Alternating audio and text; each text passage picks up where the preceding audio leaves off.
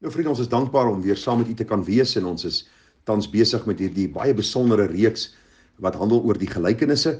Ek het vir u baie duidelik gesê dat gelykenisse 'n deel was van die kultuur van Jesus se tyd en dat hy ook gelykenisse gebruik het om sekere waarhede aan mense tuis te bring. Ek het vir u gesê dat die doel van gelykenisse was juis om mense se harte na die hemel te rig, om te sien hoe hulle nou lewe en hoe dit hulle ewige bestemming gaan beïnvloed.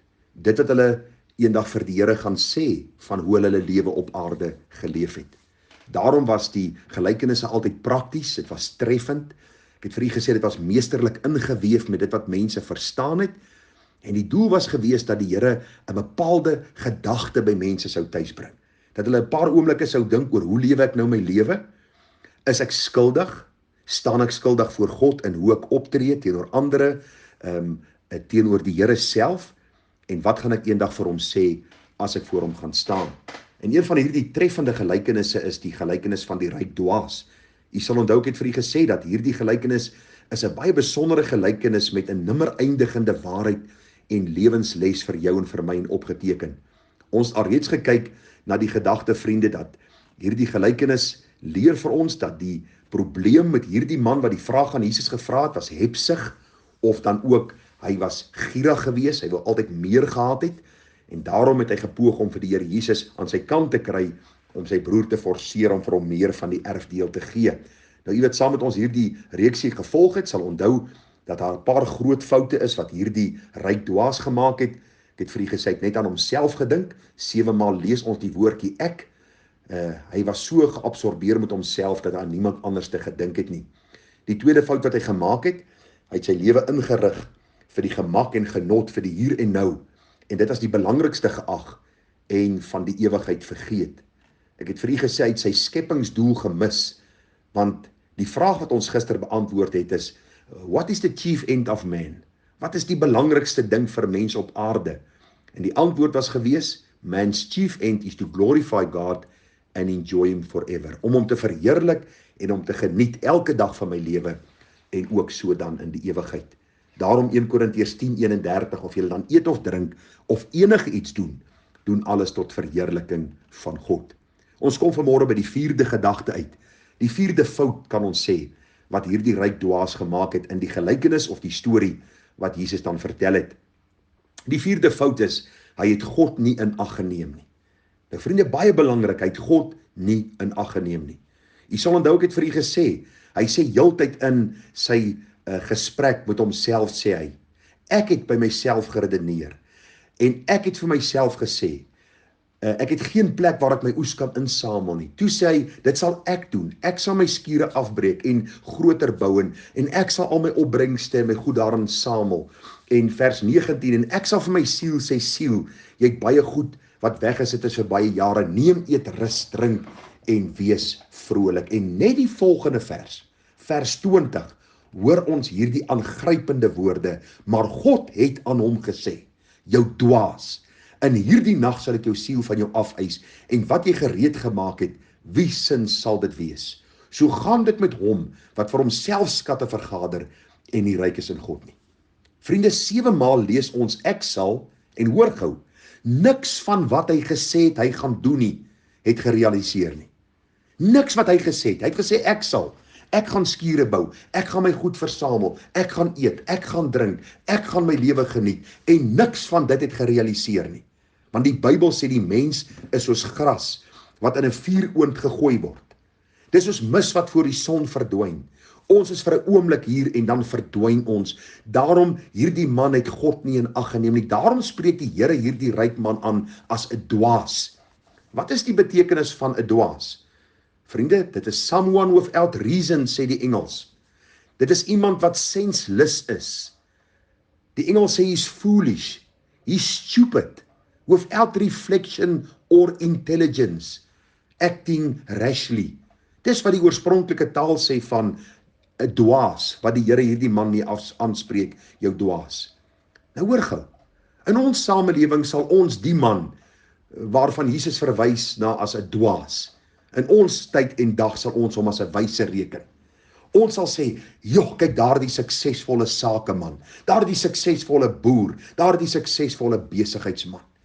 Ons sal hom as 'n vooraanstaande in die gemeenskap ophef, omdat sy sosiale status en sy rykdom vir ons aanloklik en ek wil amper sê aantreklik lyk.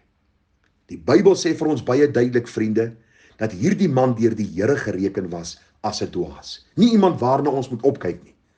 Hy was in God se oë soos iemand sonder verstand. Hy was iemand in die oë van die Here wat stupid geredeneer het, verskoon die platvloerse Afrikaans. In God se oë was hy nie hierdie suksesvolle vooraanstaande man soos die 21ste eeu hom sou gereken het, en ook die mense in die tyd van die Here Jesus nie. Die vraag kan miskien wees, waarom noem die Here hom 'n dwaas? Was dit omdat hy rykdom besit het? Was dit omdat hy 'n groot suksesvolle sakeman was, 'n groot oes ingesamel het? Nee, ek dink nie so nie. Vriende, ek dink die Here het hom 'n dwaas genoem, nie omdat hy rykdom besit het nie, maar omdat rykdom hom besit het. Omdat hy God nie in ag geneem het nie. Omdat hy nie die gewer van alle goeie gawes in ag geneem het nie. Hy het gedink hy's suksesvol. Hy was briljant in die insit van sy oes, die saad wat hy gesaai het en die afoes van sy oeste. Hy het gedink hy's die suksesvolle een, terwyl hy nie reën kan stuur nie. Dis 'n goeie gawe uit die hand van God. Hy kan nie groei bewerk nie, al het hy die grond hoe goed voorberei. Dis God wat groei gee, ook vir die saad wat in die grond geplaas is. Hierdie man het God heeltemal buite rekening gelaat. Hy het God nie in ag geneem nie. Daarom, nadat hy gepraat het, toe kom God aan die woord. En luister, as God iets sê, dan sal dit gebeur. Want die Bybel sê vir ons, daardie nag het die Here sy siel van hom af geëis. Net soos God gesê het, so het dit gebeur. Hierdie man, hoe ryk en welvarend hy ook al was, het baie dinge gesê wat nooit gerealiseer het nie. Maar toe God praat, toe gebeur dit presies soos God gesê het. Die waarskuwing vir my en vir jou is dat ons God nie buite rekening moet laat nie. Vriende, mense dink dat God is maar net iemand wat ons vir onsself uitgedink het.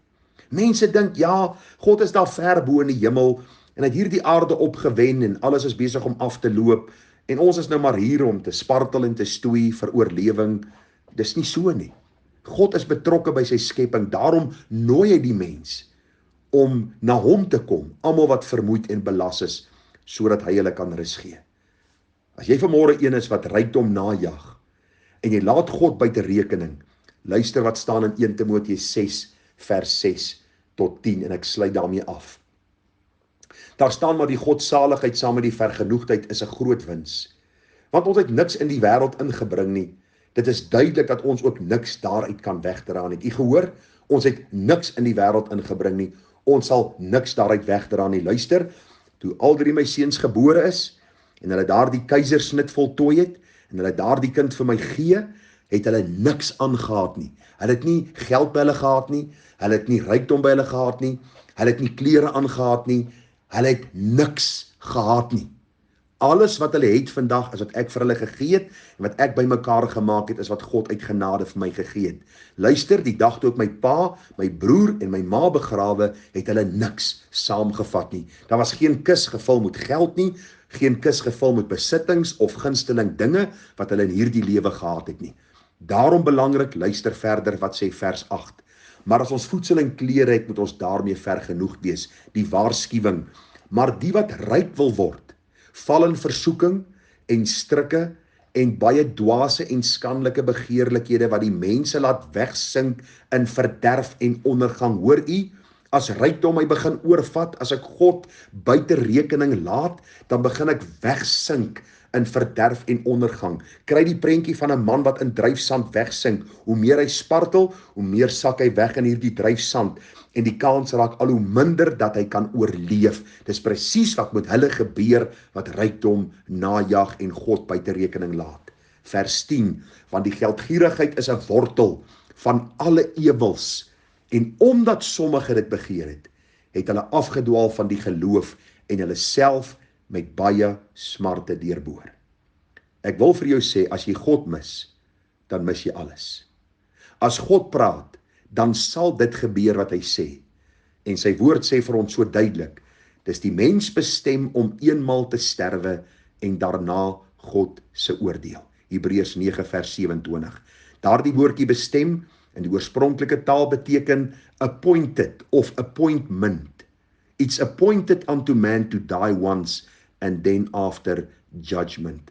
Daar is 'n dag wat God bepaal het, wat hy gesê het, Gerard Bekes sal hierdie dag sterwe en ek sal nie 'n dag oor daardie streep gaan wat God vir my getrek het nie. Maar daarna, sê die Bybel, sal ek rekenskap gee van my lewe. Ek wil jou vra, is jy nog steeds besig met ek gaan en ek sal en ek gaan hierdie ding doen en ek gaan hierdie onderneming uitvoer? Dan wil ek vir jou vra, stop in jou spore. Jy en ek is niks. Laat jy God buite rekening, want as jy God buite rekening laat, sal jy ook hoor God sê jou dwaas. Jou dwaas. In hierdie nag sal ek jou siel van jou afeis. En dit wat jy bymekaar gemaak het, wie sin sal dit wees? Mag die Here ons wysheid gee, dat ons nie as dwaase sterwe nie, maar as verstandige mense, wat gewag het op ons Heer. Amen. Mooi dag vir u verder, mag die Here vir ons ryklik seën.